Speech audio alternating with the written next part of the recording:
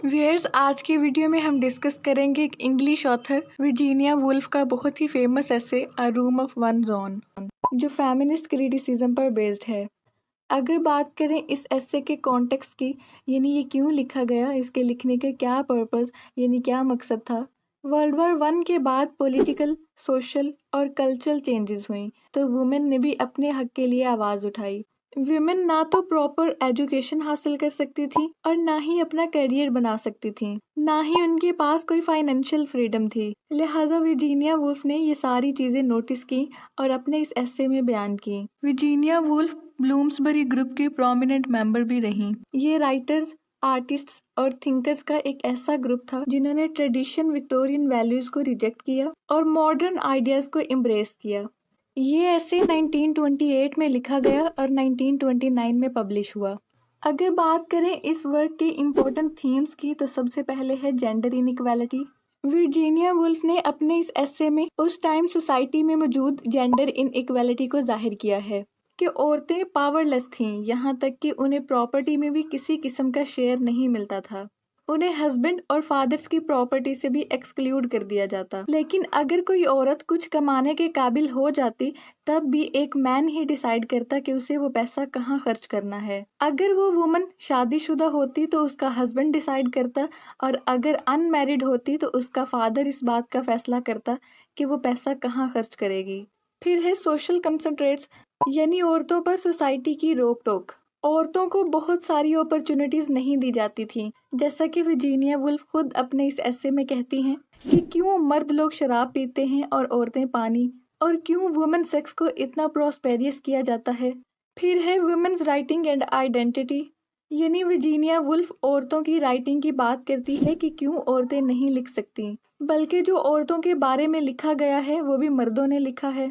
फिर Virginia Woolf Jane Austen और William Shakespeare को कंपेयर करती है कि जेन ऑस्टन की राइटिंग भी शेक्सपियर से कम नहीं थी, लेकिन सोशल रिस्ट्रिक्शंस ने जेन ऑस्टन की लाइफ को बहुत नैरो कर दिया था क्योंकि वो औरत थी। अक्टूबर 1928 में वर्जीनिया वुल्फ को दो कैम्ब्रिज कॉलेजेस, न्यूनम कॉलेज और गर्टन कॉलेज की फीमेल स्टूडेंट्स को एक लेक्चर डिलीवर करने के लिए बुलाया गया। ये दोनों वुमेन कॉलेजेस थे और वर्जीनिया वुल्फ को इनवाइट किया गया कि वो आकर वुमेन एंड फिक्शन पर बात करें। वर्जीनिया वुल्फ कहती हैं कि जब वो इस टॉपिक पर सोचने के लिए बैठी तो उनके माइंड में आया कि एक वुमेन को फिक्शन लिखने के लिए पैसे और अपने कमरे की ज़रूरत होती है, यानी वुमेन के पास फाइनेंशियल इंडिपेंडेंस और उसका अपना घर होना चाहिए ताकि वो फिक्शन लिख सके। वर्जीनिया की इस बुक के 6 चैप्टर्स हैं। फिक्शनल कैरेक्टर्स और फिक्शनल प्लेसेस के जरिए वो बताती हैं कि किस तरह वो इस ओपिनियन तक पहुंची और उनकी क्या जर्नी थी, क्या क्या चीजें उन्होंने एक्सपीरियंस की। इस बुक के 3 मेजर कैरेक्टर्स हैं, मैरी बीटन, मैरी सीटन और मैरी कारमाइकल। वर्जीनिया वुल्फ ने इनके जरिए अपने एक्सपीरियंसेस बताने की कोशिश की। इन कैरेक्टर्स के नाम इतने इम्पोर्टेंट नहीं हैं, इम्पोर्टेंट वो आइडियाज़ हैं जो वर्जीनिया वुल्फ ने रिप्रेजेंट किए कि किस तरह वुमेन को सोसाइटी में ट्रीट किया जा रहा था।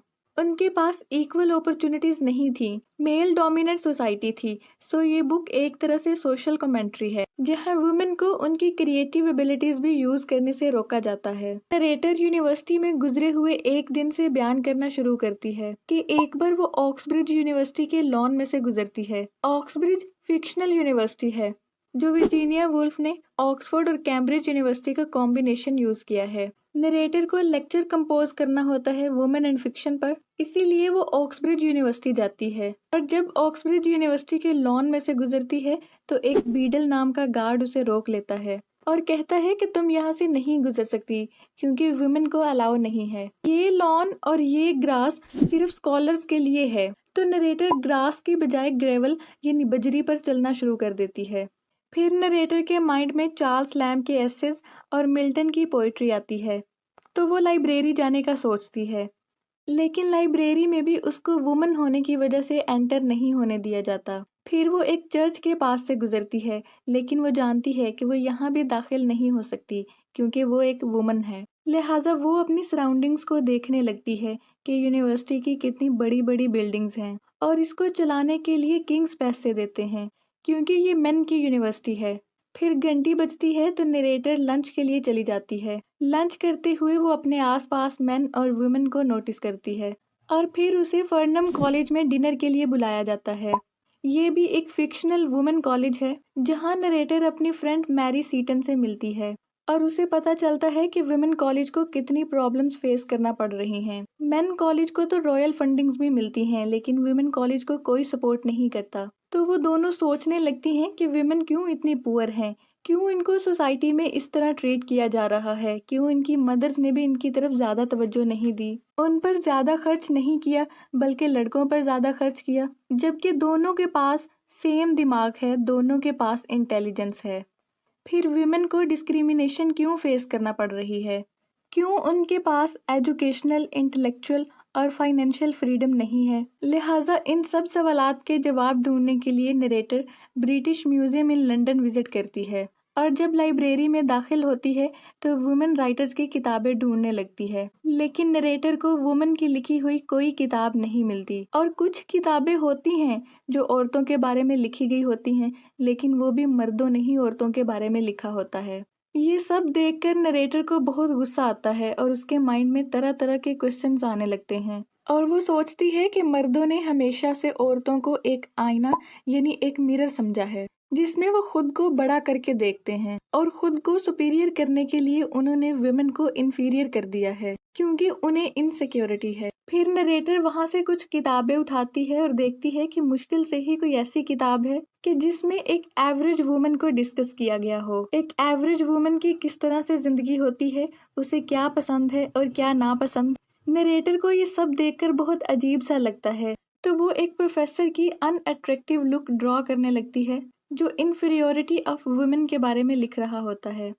चूंकि अब नरेटर को वुमेन एंड फिक्शन के बारे में और भी बहुत कुछ एक्सप्लोर करना था तो वो 16th सेंचुरी यानी एलिजाबेथन एज देखती है, लेकिन उसे वहां भी कोई फीमेल राइटर नजर नहीं आती। तो उसे बिशॉप की एक कोटेशन याद आ जाती है कि एक वुमन शेक्सपियर के प्लेज नहीं लिख सकती।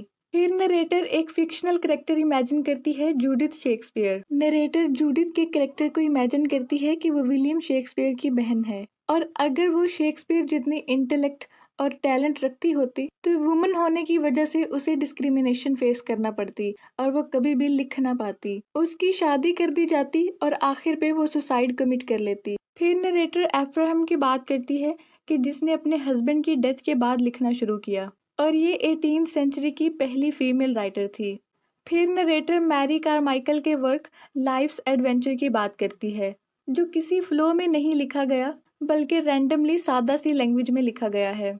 इस वर्क में मैरी कारमाइकल ने मेन की तरफ अपना गुस्सा जाहिर किया है। फिर नरेटर दोबारा से जूडिथ शेक्सपियर की तरफ आती है और ऑडियंस से कहती है कि जूडिथ शेक्सपियर आज भी रीबॉर्न हो सकती है, किसी भी औरत की शक्ल में आ सकती है अगर उसे पैसा और मनी दे दी जाए, क्योंकि जब उसके पास फाइनेंशियल फ्रीडम और स्पेस होगी तो वो फिक्शन लिख सकेगी। व्यूअर्स, इसी के साथ ये ऐसे एंड होता है। उम्मीद करती हूँ आपको समझ में आया होगा। Thank you so much for watching.